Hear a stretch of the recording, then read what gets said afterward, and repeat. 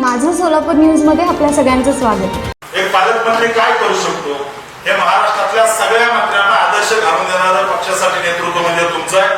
भारतीय जनता पार्टीमध्ये आम्ही खाली ऍडिशनल सीओ साहेबांच्या केबिनमध्ये बसलो होतो आणि चर्चा सुरू होती भाऊ की या जिल्ह्यामध्ये एकेकाळी या सभागृहामध्ये फक्त 1 किंवा 2 सदस्य असायचे, म्हणजे सचिनदादांचे वडील एकच होते। एकच त्या ठिकाणी या सभागृहात भारतीय जनता पार्टीचा एकच सदस्य म्हणून त्यांनी त्या ठिकाणी काम केलं आणि आज एक वरून जसं अटलजी म्हणायचे की कभी थे अकेले हुए आज जितने तब नहीं डरे भला आज डरेंगे। एक काळी एक होतो, आज हे सगळे भगवे पंचे भारतीय जनता पार्टीच्या कार्यकर्त्याच्या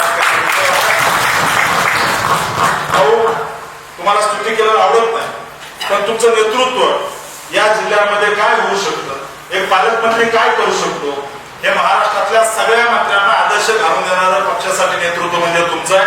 कारण ज्या महापालिकेवर त्या ठिकाणी इतकी कधी एक हाती सत्ता भाजपची आली नाही, त्या ठिकाणी तुमच्या नेतृत्वात सत्ता आली।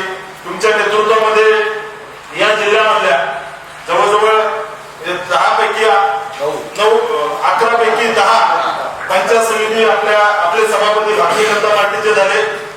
आपल्या या सभागृहात सुद्धा जिल्हा परिषदेमध्ये सुद्धा सर्वाधिक सदस्य भारतीय जनता पार्टीचे निवडून आले, एक हाती सत्ता भारतीय जनता पार्टीची आली।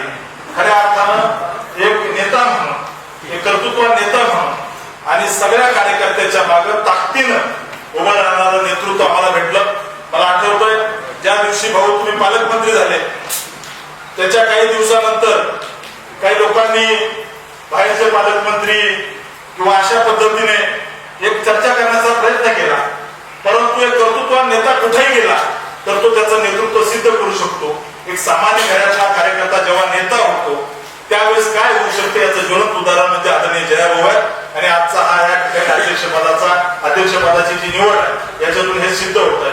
मी सगळ्या नेतृत्वाचं अभिनंदन करतो, खास करून आदरणीय राजाभाऊंचं अभिनंदन करतो, पार्टी नेतृत्वाचं सगळ्यांचं अभिनंदन करतो की आता बोलताना मालक म्हणले की भाऊ तुम्ही ग्रामविकास खातं आहे त्यामुळे तुमचं जास्तीत जास्त लक्ष आपल्याकडे असावं, आतापर्यंत जसं दिलंय त्याच्यापेक्षा जास्त लक्ष मालक आपल्याला भाऊ देणार आहे। भविष्यामध्ये या सगळ्या सदस्यांना विकासासाठी मोठ्या प्रमाणात निधी भेटेल। आपल्या सर्व जुन्या कार्यकर्त्यांना मी या ठिकाणी त्यांनी जे कष्ट घेतलं, म्हणजे या जिल्ह्यामध्ये ज्यावेळेस आम्ही खाली बसलो होतो त्यावेळेस संजीवनीताई पाटील असतील, आदरणीय स्वर्गीय पंचप्पा कल्याण शेट्टी असतील किंवा सर्व जुने कार्यकर्ते ज्यांनी या जिल्ह्यामध्ये त्या ठिकाणी प्रस्थापितांच्या विरोधात संघर्ष केला, प्रसंगी अनेक केसेस घेतल्या, लढा उभा केला आणि भारतीय जनता पार्टीचा झेंडा कधी खाली त्या ठिकाणी पडू दिला नाही, संघर्ष केला। आजचा हा विजय, आजचा या ठिकाणी जिल्हा परिषदेचं अध्यक्षपद आणि उपाध्यक्षपद अशा सर्व ज्ञात अज्ञात सर्व भारतीय जनता पार्टीच्या कार्यकर्त्यांना आम्ही समर्पित करतो आणि सांगतो धन्यवाद, जय हिंद। माझं सोलापूर न्यूज या YouTube चॅनलला सबस्क्राईब करा आणि बेल आयकॉन प्रेस करायला विसरू नका।